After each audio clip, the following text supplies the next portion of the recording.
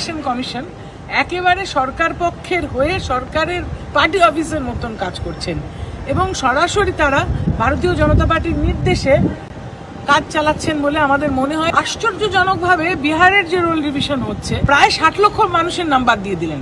এইভাবে ভোটারের নাম বাদ দেওয়া যায় না এবং সেই ইস্যুটা আমি তোলাতে আমাদের বিরোধীতে যারা যারা ছিলেন তাদের অনেকেই এটাকে সমর্থন জানিয়েছেন এবং সবাই সেটা নিয়ে আলোচনা চান। নমস্কার, সুধা সাপ্তাহ সুব্রতয়ে আপনাদের স্বাগত জানাই। আতঙ্কিত মমতা বন্দ্যোপাধ্যায় রীতিমতো আতঙ্কে ভুগছেন এই ভোটার লিস্টের সংশোধনী নিয়ে।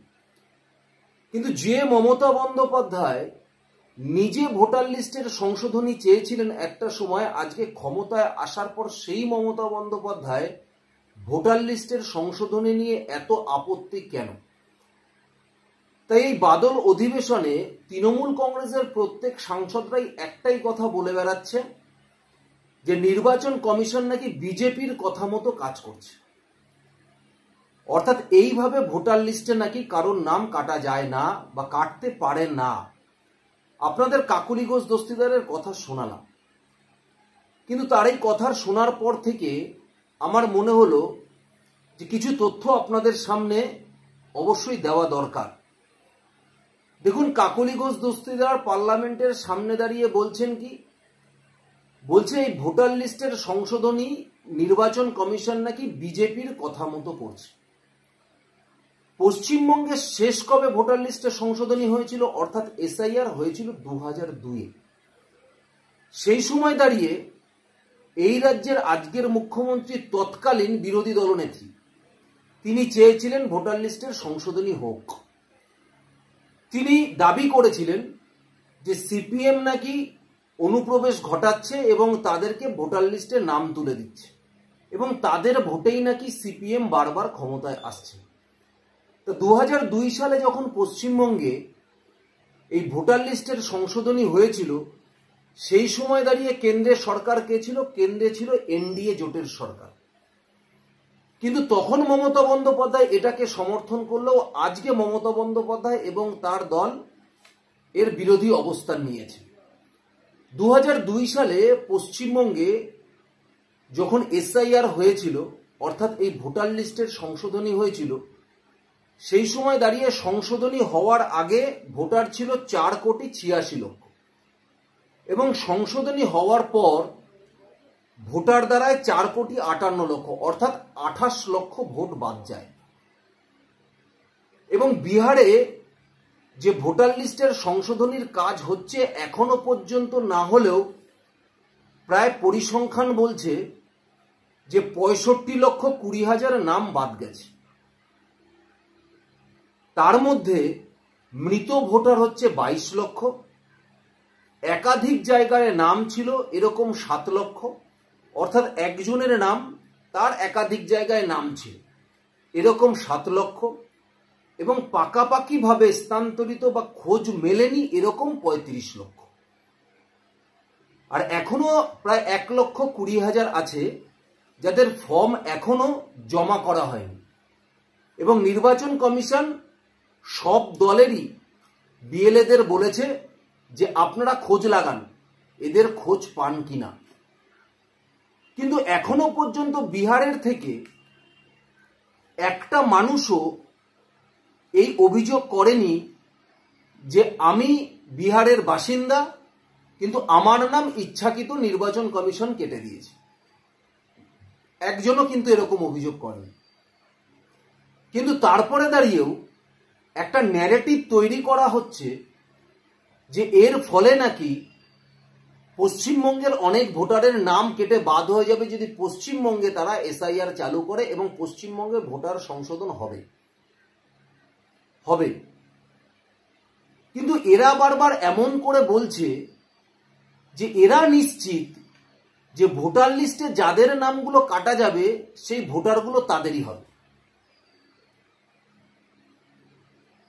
বিহারে বিজেপি জোটের সরকার রয়েছে, তাহলে নাম যদি ভোটার লিস্টের কাটা যায় তাহলে সব থেকে বড় ক্ষতি তো বিজেপির হওয়ার কথা বা তার এনডিএ জোটের শরিকের হওয়ার কথা। তাহলে সেখানে বিরোধী দলের হওয়ার কথা না। কিন্তু তারপরে দাঁড়িয়েও তারা চেঁচাচ্ছে। সেখানে পশ্চিমবঙ্গে যদি ভোটার তালিকা সংশোধনী হয় বা হবেও, তা বিজেপিও তো জানে না যে কোনটা বিজেপির ভোট কোনটা বিজেপির না। তাহলে তৃণমূল কংগ্রেসই চেঁচাচ্ছে কেন? কারণ মানে তৃণমূল কংগ্রেস জানে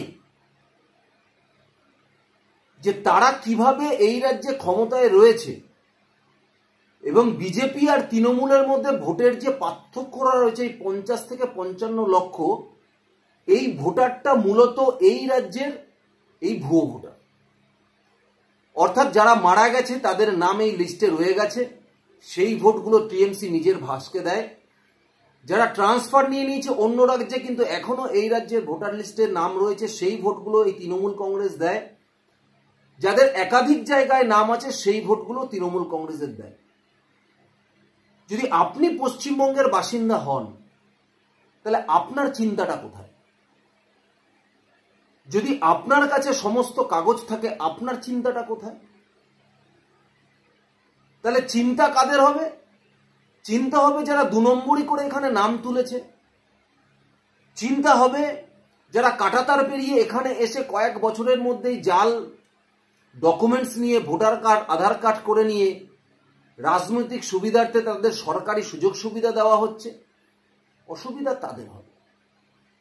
2002 সালেও যখন এসআইআর হয়েছিল সেই সময় দাঁড়িয়ে পশ্চিমবঙ্গেও তো কেউ অভিযোগ তোলেনি যে আমি পশ্চিমবঙ্গের বাসিন্দা কিন্তু আমার নাম কেটে বাদ দিয়ে দিয়েছে। তাহলে এই মুহূর্তে দাঁড়িয়ে তৃণমূল কংগ্রেসের আতঙ্কের জায়গায় একটি, যেখানে যদি বিহারে যদি 65,20,000 লোকের নাম বাদ যেতে পারে, ভুয়ো ভোটারের নাম বাদ যেতে পারে, তাহলে পশ্চিমবঙ্গে এই সংখ্যাটা প্রায় 1 কোটি ছাড়িয়ে যাবে। বিশেষ করে বাংলাদেশ বর্ডার লাগোয়া এলাকা মালদা, মুর্শিদাবাদ, দিনাজপুর, উত্তর 24 পরগনা, দক্ষিণ 24 পরগনা, এই সমস্ত জায়গায় এরকম বহু লক্ষ লক্ষ মানুষ খুঁজে পাওয়া যাবে যে যারা ভোটের সময় এসে ভোট দিয়ে আবার ওদেশে চলে যায়। আর এই ভোটগুলো একমাত্র তৃণমূল কংগ্রেসেরই ভোট। এখন এই হিন্দুদের ক্ষেত্রেও যদি ফ্যামিলিতে কেউ মারা যায় তাহলে খুব কম পরিবার আছে যারা নিজেরা উপযোজক হয়ে তার নামটা ভোটার লিস্ট থেকে কাটেন, খুব একটা কাটান না। হিন্দুদের পরিবারে খুঁজলে সর্বসাকুল্যে 4 জন বা 5 জন। আর নতুন যখন ভোটার প্রতি বছর ওঠে সেখানে হিন্দু বুথে 12 থেকে 13টা ওঠে, আর মুসলিম বুথে সেই ভোটার সংখ্যা দাঁড়ায় না হলেও প্রায় 30 থেকে 35টা। অর্থাৎ 5 বছরে যদি 5 বার নাম ওঠে তাহলে একটা হিন্দু বুথে 5 বছরে নতুন ভোটার তালিকায় নাম ওঠে প্রায় 60 জনের, আর মুসলিমদের সেখানে না হলেও প্রায় 150টা নাম ওঠে। এবং যার ফলে মৃত ভোটারের সংখ্যাটা সেই মুসলিমদের ক্ষেত্রেই কিন্তু বেশি হয়। এবং তারা গ্রাহ্য করে কেউ কাটায় না শুধু নয়, বরং সেই মৃত ভোটারের সেই কার্ডেই, তার রেশন কার্ডেই তারা রেশনটাও তোলে। তো এখন তৃণমূল কংগ্রেস চিন্তায় পড়েছে যে যদি মৃত ভোটারের লিস্টটাই যদি বিহারে 22 লক্ষ হয়, এই পশ্চিমবঙ্গে না হলেও 30 লক্ষ ছড়াবে। এখন 30 লক্ষ মৃত ভোটারের যদি নামটা, যারা মারা গেছে নামটা লিস্টে রয়ে গেছে, তাদের নাম যদি সরে যায়, এই ভোটটাই তৃণমূল কংগ্রেস প্রত্যেকটি নির্বাচন আসলেই ছাপ্পা হিসাবে ব্যবহার করে। বা যারাই পশ্চিমবঙ্গে বসবাস করছে কিন্তু এখন করে না, ভোটার লিস্টে নাম আছে অন্য জায়গায় চলে গেছে, যেটা বিহারের ক্ষেত্রে প্রায় না হলেও 35 লক্ষ, সেটা পশ্চিমবঙ্গ বিহারকে তৎকাল। এই যে জাল ভোটগুলো যদি তৃণমূল কংগ্রেস দিতে না পারে তাহলে তৃণমূল কংগ্রেসের 2026-এ গদি ধরে রাখা খুব মুশকিল হয়ে যায়। এটা মমতা বন্দ্যোপাধ্যায় বুঝতে পেরেই যেভাবে তিনি এসআইআর এর বিরুদ্ধে গর্জে উঠেছেন, এবং তিনি জানেন যেহেতু সারা দেশেই হবে, পশ্চিমবঙ্গ বাদ যাবে না, সঙ্গে সঙ্গে সেখানে এনআরসির নামে কিছু ভুয়ো খবর মার্কেটে ছড়ানোর চেষ্টা করছে, যাতে মানুষের মধ্যে একটা ধারণা ঢুকে যায় যে এই এসআইআর হলে আমার নাম বাদ হয়ে যাবে, যে যদি নির্বাচন কমিশন থেকে ভোটার তালিকা সংশোধনী কাজ করে তাহলেই আমার নাম বাদ হয়ে যাবে। এই একটা ধারণা তৈরি হয়ে গেছে। যারা বাংলাদেশে ধর্মীয় কারণে অত্যাচারিত নিপীড়িত হয়ে যে সমস্ত হিন্দুরা এখানে বসবাস করছেন তাদের মধ্যে ভয় ধরানোর চেষ্টা করছে মমতা বন্দ্যোপাধ্যায়। আবার অন্যদিকে বাংলা, বাঙালি এবং নন বেঙ্গলি এই বাঙালিদের মধ্যে একটা তফাৎ অর্থাৎ হিন্দুদের ভোটের মধ্যে বিভাজন ঘটানোর জন্য বাঙালি অবাঙালি করে বেড়াচ্ছে। কারণ মমতা বন্দ্যোপাধ্যায় একটা জিনিস খুব ভালো করে জানে যে বারবার মিথ্যেটাকেই বলে যাও যাতে মানুষ সেটা সত্য হিসাবে গ্রহণ করে। তবে মানুষের ভুল সেদিনকে ভাঙবে যেদিনকে অক্টোবর মাসে এই রাজ্যের ভোটার সংশোধনী তালিকা বেরোনোর পর যখন দেখতে পাবে যে পশ্চিমবঙ্গে যারা সত্যি নাগরিক এই দেশের তাদের নাম বাদ যায়নি, তখন মানুষ এই অনুভূতিটা বুঝতে পারবে। তবে এক্ষেত্রে একটা শ্রেণীর মানুষ কিন্তু পশ্চিমবঙ্গে এটাও চাইছে যে আমার যখন ডকুমেন্টস আছে তাহলে কেন এই রাজ্যে যাদের ডকুমেন্টস নেই, যারা বাংলাদেশি অবৈধ অনুপ্রবেশকারী, তারা দিনের পর দিন কেন এই রাজ্যে বসবাস করবে, আমাদের ট্যাক্সের টাকায় সরকার তাদের ভরণ পোষণ দেবে কেন? এই প্রশ্নটা কিন্তু পশ্চিমবঙ্গের এক শ্রেণী মানুষের মধ্যে উঠছে। সুতরাং যেটাই মমতা বন্দ্যোপাধ্যায় চিন্তা ভাবনা করুক না কেন বা চেষ্টা করুক না কেন, 2026-এ মমতা বন্দ্যোপাধ্যায়ের বিদায় ঘণ্টা নিশ্চিত। সেটা আপনারা অক্টোবরে যখন ভোটার লিস্ট সংশোধনী হওয়ার পর বেরোবে আপনারা আরো ভালোভাবে নিশ্চিত হয়ে যাবেন। এবং এই যে মুখোশধারী তৃণমূল কংগ্রেস যে নাট্যমঞ্চ তৈরি করে যে নাটক মঞ্চস্থ করতে চাইছে এখন, তার কোনো গুরুত্ব আগামী দিনে পশ্চিমবঙ্গের জনগণ কিন্তু আর দেবে না। আপনারা মিলিয়ে নেবেন। ধন্যবাদ, নমস্কার।